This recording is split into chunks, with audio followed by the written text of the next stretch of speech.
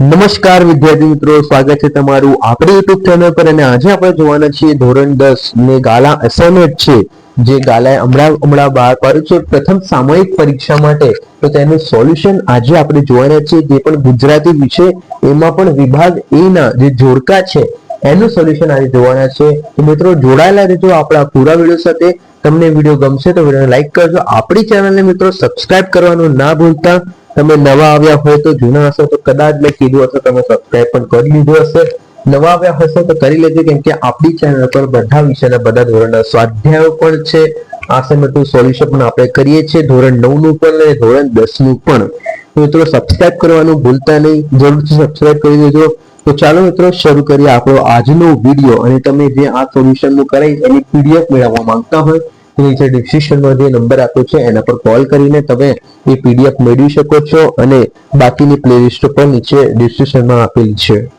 તો ચાલો મિત્રો શરૂ કરીએ આપણો આજનો વિડીયો, જે ધોરણ 10 ના અસાઇનમેન્ટનું સોલ્યુશન છે। એમાં પહેલું જે જોડકું છે મિત્રો, એમાં કૃતિ આપણે ડાબી સાઈડ લખેલી છે અને સાહિત્ય પ્રકારે આપણે જમણી સાઈડ લખેલું છે।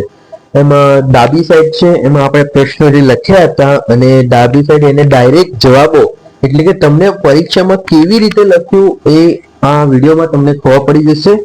કેમ કે પ્રશ્નો જે જોડતા હોય છે, કેટલાક વિદ્યાર્થીઓને લખતા આવડતા નથી, લખે છે પણ ખોટું લખે છે અને એના માર્ક્સ વિદ્યાર્થીઓને કપાઈ જાય છે।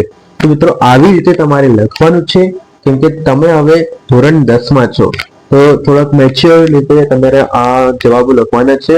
તો પહેલો પ્રશ્ન જોઈએ, રેસનો ઘોડો, એનો ઉત્તર આવે છે નવલિકા ક। અને બીજું, ભૂલી ગયા પછી જે કૃતિ છે એનો સાહિત્ય પ્રકાર છે મિત્રો એકાંકી।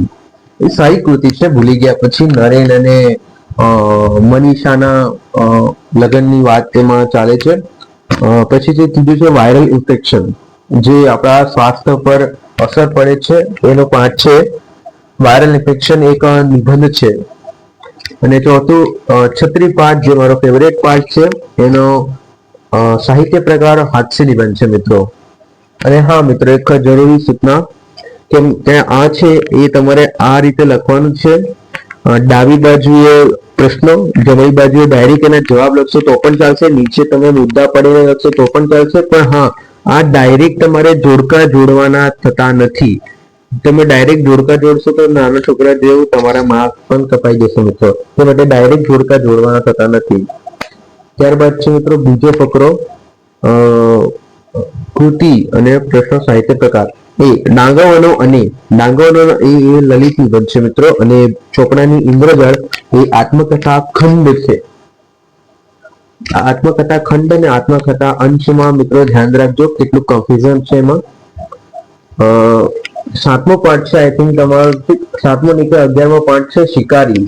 એ પાઠમાં તમારો સાહિત્ય પ્રકાર તમારી ડાયજેસ્ટમાં અલગ હશે, તમારી ચોપડીમાં અલગ હશે, તો તમારે તમારા શિક્ષકને પૂછીને એમાં સાચો જે હોય એ લખવું પડશે મિત્રો। એક ફોરમમાં આવે એનો કૃતિ કે રેસનો ઘોડો, આ છે કે કયા પાઠમાં કયા પાઠ હતા, એમાં કેટલાક પાત્ર હતા, જેમ કે ગોવિંદ, કનોજ, રવિન્દ્રનાથ ટાગોર, ફોરમ વગેરે। તો ગોવિંદ એ ચોપડાની ઇન્દ્રજાળમાં છે, કનોજ ભૂલી ગયા પછીમાં છે, રવિન્દ્રનાથ ટાગોર છત્રીમાં છે। ત્યારબાદ જોઈએ ચોથો જોડકા, તો કે પાત્ર અને કૃતિ એ રીતે છે, સંજય એ રેસનો ઘોડામાં, મિત્રો આપણે ઉપર લખેલું જવાબ સંજય રેસના ઘોડામાં। બીજું દાસ કાકા, ચોપડાની ઇન્દ્રજાળ, કદાચ શાહુકારના છોકરાને ઓળખતો પાઠ એમાં છે। ત્રીજું સલોની એ ભૂલી ગયા પછી, મનીષાની કદાચ બેન હતી કે શું ખબર, બેનપણી હતી।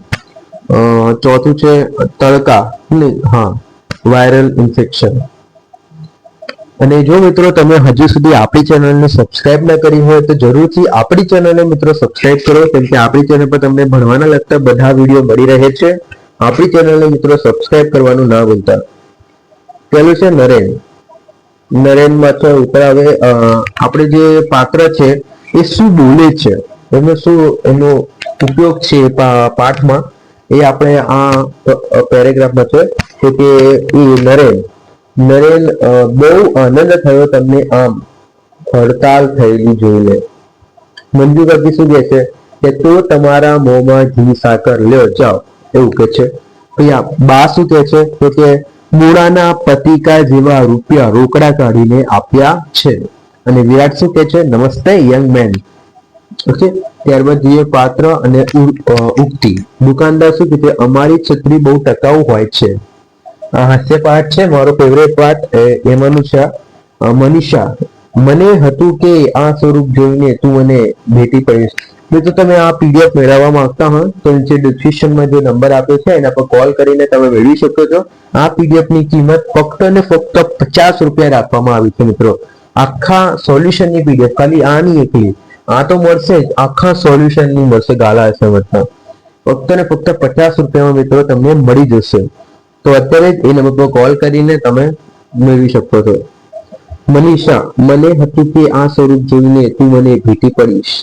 જીવલો, હાવકાના પેડાને આપતા ન પડવું જોઈએ. તો ચોથું ગુણવત્તા, જે પોતાના શરીરને ન સમજે તે વળી બીજાને શું સમજે.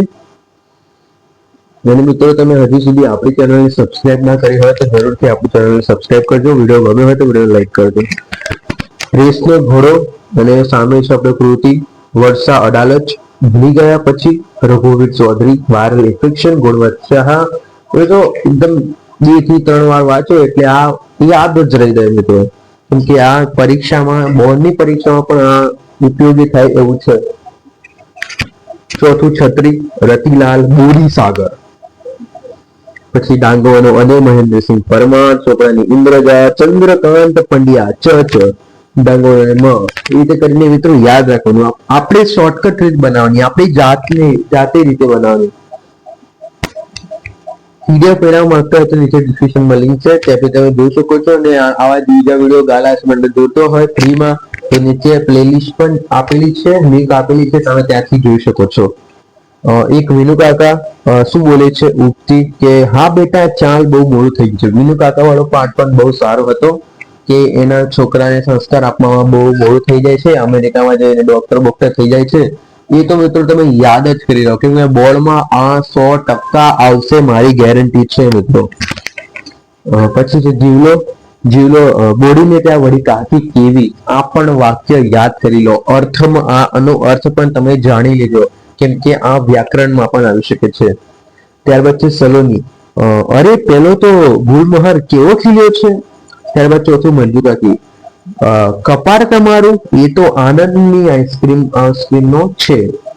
મિત્રો આજથી આપણો વિડીયો પૂરો થાય છે. તમને વિડીયો ગમ્યો હોય તો વિડીયો લાઈક કરજો. આપણી ચેનલને સબસ્ક્રાઇબ કરવાનું મિત્રો ભૂલતા નહીં.